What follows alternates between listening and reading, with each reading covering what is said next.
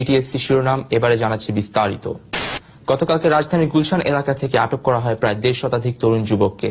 ঘটনাস্থলে গেলে জানা যায় এই সকল তরুণ যুবক বাবা মার কাছ থেকে টিউশনির নাম করে টাকা নিয়ে প্রতিদিন তাদের প্রেমিকাকে খাওয়ায় ফুচকা এবং চটপটি।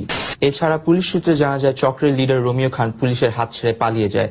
শেষবারের মতো তাকে বলতে শোনা যায়, মামা চটপটিতে টক কম দিও, আমার জান ঝাল খেতে পারে না। এদিকে অবরোধের কারণে চরম দুর্ভোগে পড়েছে দেশবাসী। তরুণ যুবক সকল বয়সের মানুষ রাস্তায় ভিড় জমিয়েছেন লাইন ধরে। সেখানে উপস্থিত আছেন আমাদের চিফ রিপোর্টার হাবিব। সরাসরি চলে যাচ্ছি তার কাছে।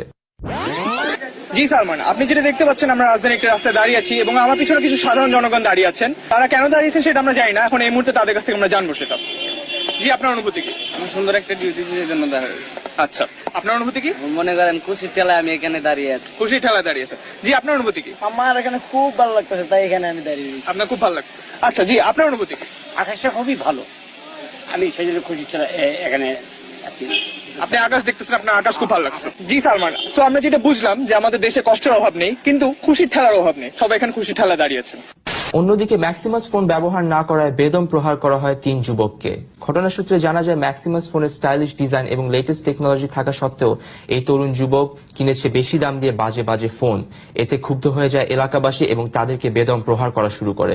ঘটনাস্থলে উপস্থিত আছেন আমাদের স্টাফ করেসপন্ডেন্ট বাবু। সরাসরি চলে যাব বাবুর কাছে। হ্যাঁ বাবু, আপনি কি আমাকে শুনতে পাচ্ছেন? জি স্যার, আমার নাম শুনতে পাচ্ছি, আপনি শুনতে পাচ্ছেন? জি, আমি শুনতে পাচ্ছি বাবু। স্যার, আপনি কি পরিষ্কার শুনতে পাচ্ছেন? হ্যাঁ ভাই, আমি শুনতে পাচ্ছি, আপনি বলেন। আলহামদুলিল্লাহ, ম্যাক্সিমাস মোবাইল থেকে ফোন দিয়েছি বলে হয়তো শুনতে পাচ্ছেন। স্যার, আমি এই মুহূর্তে রাজধানীর একটি ব্যস্ত মোড়ে অবস্থান করছি। আপনি দেখতে পাচ্ছেন আমার পিছনে সেই 3 যুবকের একজন বসে আছেন যারা এরকম বোকামিপূর্ণ একটা কাজ করেছেন। জানি না তাদের মাথায় এমন কি সমস্যা হয়েছিল যার কারণে তারা এরকম বোকার মতো একটা কাজ করে বসে। বাংলাদেশের শ্রেষ্ঠ গায়ক, নায়ক, নৃত্যশিল্পী এবং সকল গুণের অধিকারী তরুণ লিটন শেখকে পাওয়া যায় সুদূর অস্ট্রেলিয়াতে। অস্ট্রেলিয়ান এমবাসি তারই প্রতিভার জন্য তাকে বাংলাদেশে আসতে দিতে রাজি নন। প্রায় 10 মিলিয়ন ক্রাউডের মাঝে আজ হয়ে যায় তার ফার্স্ট অ্যালবাম জিপসি হার্টের প্রথম সোলো লাইভ কনসার্ট। চলুন দেখে আসি সেই কনসার্টের কিছু দৃশ্য।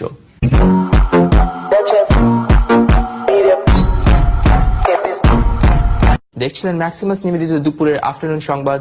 বিদায় নিচ্ছি আমি সালমান মুক্তাদির। গুড আফটারনুন থেকে।